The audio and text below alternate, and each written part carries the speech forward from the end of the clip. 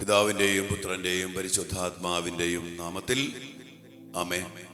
സ്വർഗീയ പിതാവേ, വീണ്ടും ഒരു ദിവസം കൂടി അങ്ങയുടെ തിരുസന്നിധിയിലായിരിക്കുവാനും ഒരുമിച്ച് പ്രാർത്ഥിക്കുവാനും അങ്ങയുടെ മക്കളായി ഞങ്ങളെ അനുഗ്രഹിച്ചിരിക്കുന്നതിനെ ഓർത്ത് ഞങ്ങൾ അങ്ങേക്ക് നന്ദി പറയുന്നു.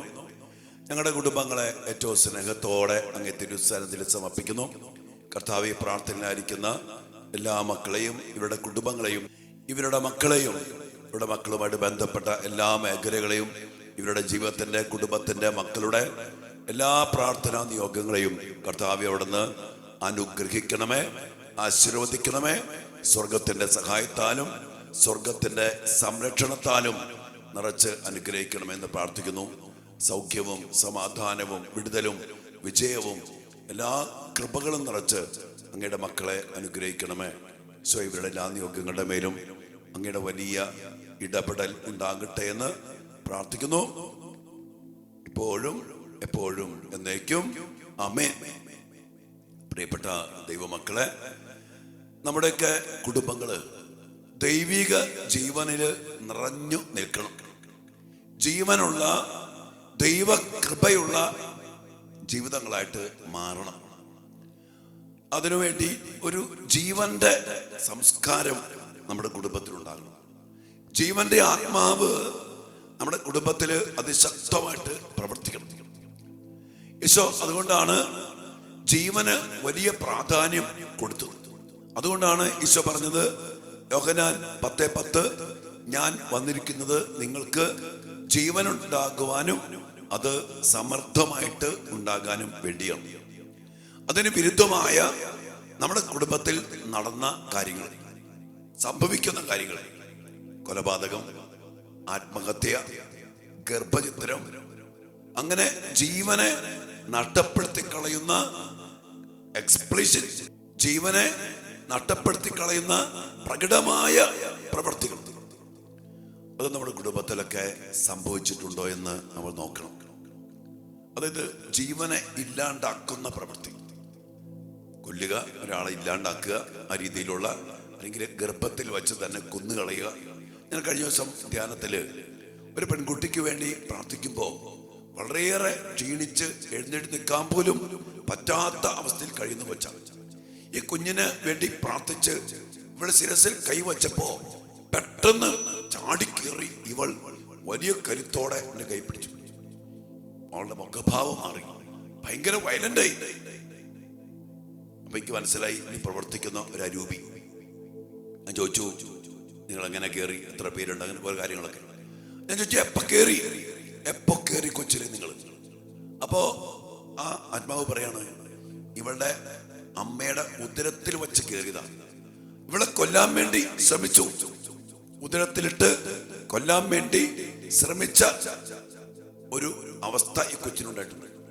ആ മരണത്തിന്റെ ഒരു അരൂപി, ഒരു ശക്തി ആ കുഞ്ഞിലേക്ക് കയറുകയും പിന്നീട് ഈ കുഞ്ഞിനെ കൊല്ലാനും നശിപ്പിക്കാനും എപ്പോഴും ശ്രമിക്കുന്ന ഒരു സാന്നിധ്യം അവിടെ കടന്നു വരികയാണ്.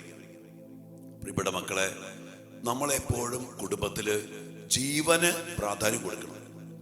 ജീവൻ നഷ്ടപ്പെടുത്തുന്ന ഒരു പ്രവൃത്തി, അതാണ് പറഞ്ഞ ഗർഭഛിദ്രം. ഇനി ചില മേഖലകളില് കൊല്ലാൻ ശ്രമിച്ചിട്ട് വേണ്ടാന്ന് വച്ചു, കൊല്ലാൻ വേണ്ടി കുറെ കാര്യങ്ങൾ ചെയ്തു, പക്ഷെ കൊച്ചു മരിച്ചില്ല.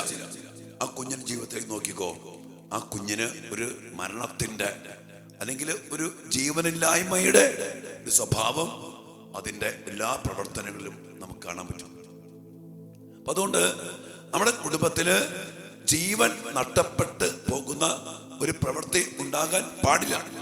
ആത്മഹത്യ ഒരിക്കലും സംഭവിക്കാൻ പാടില്ല.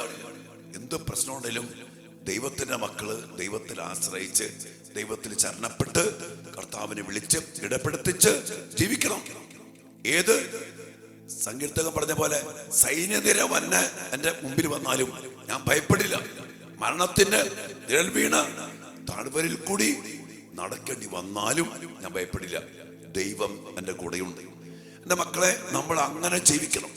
ദൈവം പറഞ്ഞ കൽപ്പന, കൊല്ലരുത്, അത് അതുപോലെ നമ്മൾ പ്രാവർത്തികമാക്കണം. ഇനി അതിന് വിരുദ്ധമായ പാരമ്പര്യത്തിലോ തലമുറയിലോ നമ്മുടെ ജീവിതത്തില് ഈ മരണത്തിന്റെ സംസ്കാരം, മരണത്തിന്റെ അരൂപിയെ വിളിച്ചു വരുത്തുന്ന ഏതെങ്കിലും പ്രവൃത്തികൾ സംഭവിച്ചിട്ടുണ്ടോ? അതുപോലെ തന്നെ ഇതിനോട് സമാനമായിട്ട് പോകുന്ന കാര്യങ്ങളാണ് മദ്യപാനം. ആരോഗ്യത്തെ നശിപ്പിച്ച് ആരോഗ്യത്തിന് ഹാനികരമായ, ജീവന് ഹാനികരമായ മദ്യപാനം, അത് ജീവനില്ലാണ്ടാക്കി കളയുന്ന വലിയൊരു പ്രവൃത്തിയാണ്.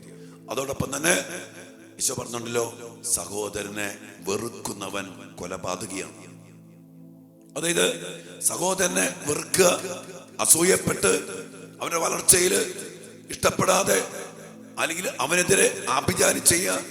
എന്റെ പ്രിയപ്പെട്ടവരെ, ഈ വെറുപ്പിന്റെ, വിദ്വേഷത്തിന്റെ അതുമായിട്ട് ബന്ധപ്പെട്ട് ചെയ്യുന്ന വൈരാഗ്യ പ്രവൃത്തി, പ്രതികാര പ്രവൃത്തി, അല്ലെങ്കിൽ അസൂയപ്പെട്ട് ഇങ്ങനെയുള്ള കാര്യങ്ങളൊക്കെ നമ്മുടെ കുടുംബത്തിന്റെ ജീവൻ നഷ്ടപ്പെടുത്തും. അനേകം കുടുംബങ്ങളില്, സഹോദര ബന്ധങ്ങളില് വെറുപ്പ്, ഭിന്നത നമ്മുടെയൊക്കെ വളർച്ചയെ തടസ്സപ്പെടുന്ന രീതിയിൽ, ഐക്യത്തെ തടസ്സപ്പെടുന്ന രീതിയിൽ പൈശാചികമായ ഒരു നശിപ്പിക്കുന്ന അല്ലെങ്കിൽ നാശം ആഗ്രഹിക്കുന്ന ഒരു പ്രവൃത്തി, അത് ഒരിക്കലും ജീവനെ വളർത്തുന്നതല്ല. അപ്പൊ അതുകൊണ്ട് പ്രിയപ്പെട്ട മക്കളെ, നമ്മുടെ കുടുംബത്തിലേക്ക് ഒന്ന് വന്ന് നോക്കി. മരണത്തെ നശിപ്പിക്കുന്ന, ഇല്ലാതാക്കുന്ന, അതുമായിട്ട് ബന്ധപ്പെട്ട പ്രവൃത്തികൾ ഞാൻ പറഞ്ഞില്ലേ, കൊലപാതകം, ആത്മഹത്യ, ഗർഭചിത്രം, വെറുപ്പ്, ആഭിചാര്യം, മന്ത്രവാദം, ശാപം, പ്രാക്ക്, ഇതെല്ലാം ഒരുമിച്ച് വരും. നശിപ്പിക്കാൻ വേണ്ടി, ഇല്ലാതാക്കാൻ വേണ്ടി ചെയ്യുന്ന പ്രവൃത്തികൾ. അതോടൊപ്പം തന്നെ ജീവനിൽ നിലനിർത്താൻ വേണ്ടി നമ്മുടെ കുടുംബം എപ്പോഴും നിരന്തരം പരിശ്രമിച്ചുകൊണ്ടേയിരിക്കും.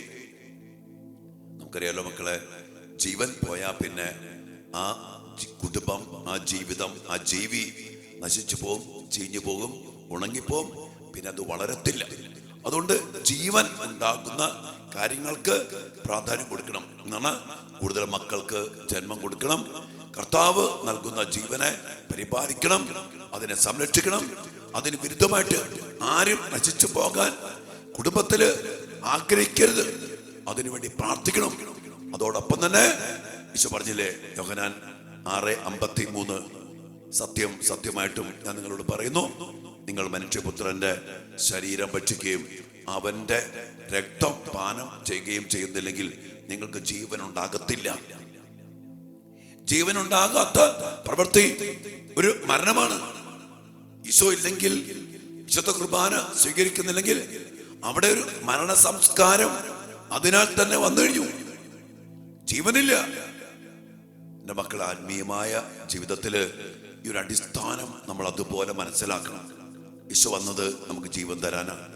ഈശോ വന്നത് ജീവനിൽ വളർത്താനാണ്. അതിന് ഈശോയെ കൂടിയേ തീരൂ. അപ്പൊ ഈശോയെ വേണ്ടെന്ന് ആര് പറയുന്നുവോ, ഏത് കുടുംബം പറയുന്നുവോ, ആ കുടുംബത്തിൽ അതിനാൽ തന്നെ ഒരു മരണത്തിന്റെ സംസ്കാരമുണ്ട്. അവിടെ പിശാച് അവിടെ കൊല്ലുന്ന, നശിപ്പിക്കുന്ന, ഇല്ലാതാക്കുന്ന പ്രവൃത്തികളും, അത് ജോലിയിലും ബിസിനസ്സിലും പഠനത്തിലും കുടുംബത്തിലും സകല മേഖലകളിലും ഈശോ ഇല്ലാത്ത, ജീവനില്ലാത്ത, പറഞ്ഞില്ലേ, ഞാനാണ് ജീവൻ, ജീവനില്ലാത്ത ഒരു മരണ സംസ്കാരം വരും. അതുകൊണ്ട് പ്രിയപ്പെട്ട മക്കളെ, നമ്മുടെ കുടുംബങ്ങളിൽ ആത്മാർത്ഥമായിട്ട് പരിശോധിക്കുക. ജീവന് പ്രാധാന്യം കൊടുക്കുന്ന ഒരു കുടുംബമാണോ? ജീവനിൽ വളരാനും വളർത്താനും ഒരുമയോടെ നിൽക്കുന്ന ഒരു കുടുംബമാണോ? മറ്റുള്ളവന്റെ ജീവനെ നശിപ്പിക്കുന്ന രീതിയിൽ പലിശ വാങ്ങിച്ച്, കൈക്കൂലി വാങ്ങിച്ച്, അവന്റെ ഉപജീവന മാർഗം മുടക്കി അവനെ ഇല്ലാണ്ടാക്കുന്ന പ്രവൃത്തി നമ്മുടെ പാരമ്പര്യത്തിലോ തലമുറയിൽ ഉണ്ടായിട്ടുണ്ടോ? കൂലി കൊടുക്കാതെ അങ്ങനെയൊക്കെ ജീവനെ തടസ്സപ്പെടുത്തുന്ന ഏതെങ്കിലും അവസ്ഥകൾ നമ്മുടെ കുടുംബത്തിൽ വന്നിട്ടുണ്ടെങ്കിൽ അതിലൂടെ സാത്താന്റെ ശക്തി കടന്നു വരും. അത് ശാപമായിട്ട് മാറും. അത് പല പല ആധിപത്യങ്ങൾക്കും അധികാരങ്ങൾക്കും ഇടം കൊടുക്കും. അതുകൊണ്ട് പ്രിയപ്പെട്ട എൻ്റെ മക്കളെ, നമ്മൾ ഈ ദിവസങ്ങളൊക്കെ നമ്മുടെ കുടുംബത്തെ, നമ്മുടെ വ്യക്തി ജീവിതത്തെ, നമ്മുടെ പാരമ്പര്യത്തെ, നമ്മുടെ തലമുറകളൊക്കെ ഒന്ന് ശരിക്കും പരിശോധിച്ച് ഐക്യത്തിലും സ്നേഹത്തിലും ജീവനിലും ആ ഒരു പ്രകാശത്തിലും ദൈവത്തിലും കൂദാശയിലും ഒക്കെ ജീവിക്കുന്ന ഒരു കുടുംബമാണോ? ആരുടെയെങ്കിലും കണ്ണീര് ആരെങ്കിലും ജീവിക്കാൻ തടസ്സപ്പെടുന്ന രീതിയിൽ ചിലപ്പോഴൊക്കെ ബ്ലേഡ് വാങ്ങിച്ചിട്ട് അതിന്റെ പേരിൽ ആത്മഹത്യ ചെയ്ത മക്കള്, അപ്പോൾ അതൊരു മരണത്തിന്റെ അവസ്ഥയിലേക്ക് നയിച്ചു. അങ്ങനെ എന്തെങ്കിലുമൊക്കെ അറിഞ്ഞോ അറിയാതെയോ നമ്മുടെ കുടുംബത്തിൽ വന്നിട്ടുണ്ടെങ്കിൽ അതിനൊക്കെ ഓർത്ത് മാപ്പ് ചോദിച്ച് ഈ ദിവസം നമുക്ക് കർത്താവിന്റെ കരുണയ്ക്ക് വേണ്ടി പ്രാർത്ഥിക്കാം. ഒപ്പം കുമ്പസാരത്തിലേക്കൊക്കെ ഈ ദിവസങ്ങൾ കുമ്പസാരത്തിലേക്കൊക്കെ അതുപോലെ നമ്മൾ നയിക്കപ്പെടണം. കർത്താവിന്റെ വലിയ കരുണ നമ്മുടെ പാപങ്ങൾ ഏറ്റെടുത്ത് ഈ മരണ സംസ്കാരത്തെ പരാജയപ്പെടുത്തി ജീവൻ നൽകുന്ന കർത്താവിന്റെ കുരിശിലെ ബലി അത് അതുപോലെ സ്വന്തമാക്കിയെടുക്കാൻ നമുക്കിടയാകണം. നമ്മുടെ പ്രിയപ്പെട്ട മക്കളെ, വലിയ പ്രാർത്ഥനയോടെ, വലിയ എളിമയോടെ, വലിയ അനുതാപത്തോടെ, വലിയ പശ്ചാത്താപത്തോടെ കർത്താവിങ്കിലേക്ക് ഓടിയണയുവാൻ, നമ്മുടെ കുടുംബത്തിന് വേണ്ടി പ്രാർത്ഥിക്കാൻ, നമ്മുടെ കുടുംബവൃക്ഷത്തെ വിശുദ്ധീകരിച്ച് സൗഖ്യപ്പെടുത്തിയെടുക്കാൻ വലിയ വിടുതലും വലിയ സ്വാതന്ത്ര്യവും അതിലൂടെ ജീവന്റെ സമൃദ്ധി നിറച്ചെടുക്കാനും നമുക്കിടയാകട്ടെ. നമുക്ക് ഒരുമിച്ച് പ്രാർത്ഥിക്കാം. ഈശോ എല്ലാവരെയും അനുഗ്രഹിക്കട്ടെ. കഴിഞ്ഞ ദിവസം ധ്യാനം കഴിഞ്ഞോളൂ, അതിൻ്റെ ശബ്ദമടപ്പും ഒരു ക്ഷീണമൊക്കെ ഉണ്ട്. നമുക്ക് പ്രത്യേകം പ്രാർത്ഥിക്കാം. മക്കളെ, കൂടുതൽ തീക്ഷ്ണതയോടെ, കൂടുതൽ അഭിഷേകത്തോടെ, കൂടുതൽ ശക്തിയോടെ നമുക്ക് ഒരുങ്ങാം. രണ്ടാം ശനി കൺവെൻഷന് വേണ്ടി ശക്തമായിട്ട് ഒരുമിച്ച് കൂടി കർത്താവിന്റെ സന്നദ്ധിയിൽ ബലിയർപ്പിച്ച് ആരാധനയിൽ ദിവ്യകാരുണ്യത്തിന്റെ ജീവന സമൃദ്ധിയിൽ നമ്മുടെ കുടുംബത്തെ നിറച്ചെടുക്കാൻ നമുക്ക് ഒരുങ്ങാം. ഈശോ അനുഗ്രഹിക്കട്ടെ മക്കളെ. ആമേൻ.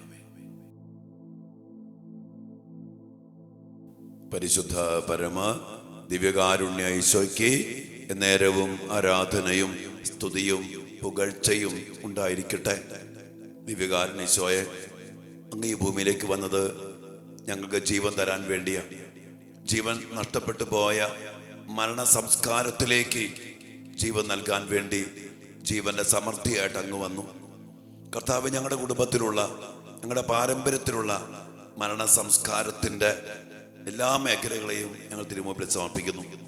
കുടുംബത്തിൽ ചിലപ്പോഴെങ്കിലും നടന്നു പോയ കൊലപാതകം, ഗർഭചിത്രം, ആത്മഹത്യ, വെറുപ്പ്, നശിപ്പിക്കുന്ന, ജീവൻ നശിപ്പിക്കുന്ന പ്രവൃത്തികൾ, എതിർ പ്രാർത്ഥനകൾ, അതുമായിട്ട് ബന്ധപ്പെട്ട വൈരാഗ്യം, പ്രതികാര പ്രവൃത്തികൾ, അസൂയ, മദ്യപാനത്തിന്റെ മേഖല, ലഹരിയുടെ മേഖലകൾ, കർത്താവെ, ഭിന്നിച്ചും കലഹിച്ചും ഒക്കെ കഴിയുന്ന അവസ്ഥകൾ, അങ്ങ് പറഞ്ഞ വചനം, പ്രമാണം, കൽപ്പന ലംഘിച്ചുകൊണ്ട് ജീവനെതിരെ ഞങ്ങളുടെ കുടുംബത്തില്, ഞങ്ങളുടെ ജീവിതത്തില് സംഭവിച്ചു പോയ എല്ലാ പ്രവൃത്തികളെയും ഓർത്ത് ഞങ്ങൾ അങ്ങയോട് മാപ്പ് ചോദിക്കുന്നു. കർത്താവെ, ഉദരത്തിലായിരിക്കുന്ന കുഞ്ഞുങ്ങളെ കൊല്ലാൻ ശ്രമിച്ചതിലൂടെ കടന്നു വന്ന മരണത്തിന്റെ വലിയ ശക്തി ഇന്ന് പിശാചിന് അവകാശം കൊടുത്തിട്ടുണ്ട്. ജീവനെതിരായ പ്രവൃത്തിയിലൂടെ ഞങ്ങളുടെ കുടുംബത്തിന്റെ മേല്, ഞങ്ങളുടെ പാരമ്പര്യത്തിന്റെ മേല്, ഞങ്ങളുടെ മേല്, ഞങ്ങളുടെ തലമുറയുടെ മേല്, വീടിന്റെ മേല്, സാമ്പത്തിക മേഖലകളുടെ മേല് കടന്നു വന്നിട്ടുള്ള എല്ലാ പൈശാചിക ശക്തികളെയും ഇല്ലാണ്ടാക്കിക്കൊണ്ട്, നിർവീര്യമാക്കിക്കൊണ്ട് അങ്ങനെ കുരിശിലെ ബലിയുടെ യോഗ്യതയാൽ, ദിവ്യകാരുണ്യത്തിന്റെ ശക്തിയാൽ കർത്താവെ, ഞങ്ങളുടെ കുടുംബങ്ങളെ, ഞങ്ങളുടെ മക്കളെ, ഞങ്ങളുടെ ജീവിതങ്ങളെ, ഞങ്ങളുടെ തലമുറകളെ, ഞങ്ങളുടെ കുടുംബവൃക്ഷത്തെ അവിടുന്ന് സൗഖ്യപ്പെടുത്തണമേ, വീണ്ടെടുക്കണമേ, രക്ഷിക്കണമേ, വീണ്ടും ജീവനിൽ നിലനിർത്തണമേ. അതിലൂടെ കർത്താവെ, ഈ മക്കളുടെ കുടുംബത്തിലേക്ക് അനുഗ്രഹങ്ങൾ ചൊരിയപ്പെടട്ടെ, സമാധാനം നിറയട്ടെ, സൗഖ്യം നിറയട്ടെ, സമ്പത്തിന്റെ വളർച്ച ഉണ്ടാകട്ടെ, എല്ലാ തടസ്സങ്ങളും മാറിപ്പോകട്ടെ, അടഞ്ഞുപോയ വാതിലുകൾ തുറക്കപ്പെടട്ടെ, നാശം കടന്നു വരുന്ന വാതിലുകൾ അടയ്ക്കപ്പെടട്ടെ. നിങ്ങളുടെ മക്കൾ എല്ലാ പൈശാചിക മരണ സംസ്കാരത്തിന്റെ പിടിയിൽ നിന്ന് മോചനം പ്രാപിച്ച് ജീവന്റെ സമൃദ്ധിയിൽ ഇവിടെ കുടുംബങ്ങൾ ദൈവിക ജീവനിൽ നിറയട്ടെ, ദൈവിക പ്രകാശത്തിൽ നിറയട്ടെ, ദൈവിക സമാധാനത്തിൽ നിറയട്ടെ, ദൈവികമായ ജീവന്റെ സമൃദ്ധിയിൽ അനുഗ്രഹിക്കപ്പെടട്ടെ. എല്ലാ കൃപകൾക്കും വേണ്ടി പ്രാർത്ഥിക്കുന്നു. ഈശോയെ, മക്കളുടെ എല്ലാ നിയോഗങ്ങളും, മക്കളുടെ പരീക്ഷ, ജോലി, ഭാവി ജീവിതം, കുടുംബജീവിതം, വിവാഹം നടക്കാത്ത അവസ്ഥകള്, ജോലി കിട്ടാത്ത അവസ്ഥകള്, നേരിടുന്ന തടസ്സങ്ങള് എല്ലാം സമർപ്പിച്ച് പ്രാർത്ഥിക്കുന്നു. മരണ സംസ്കാരത്തിന്റെ ഉടയവനാകുന്ന പിശാചിനെ പിടിയിൽ അമർന്നു പോയ ആധിപത്യവും അധികാരവും യേശുനാമത്തിൽ അവസാനിക്കട്ടെ. അതിനുവേണ്ടി കർത്താവെ, അങ്ങയുടെ മക്കളെ അനുഗ്രഹിക്കണമേ. അധികാരങ്ങളും ഉയർത്തി കർത്താവിനെ സമർപ്പിച്ചുകൊണ്ട് ഈശ്വര വലിയ ആശീർവാദം സ്വീകരിച്ച മക്കളെ, ഹല്ലേലൂയ, ഹല്ലേലൂയ. യേശുവേ,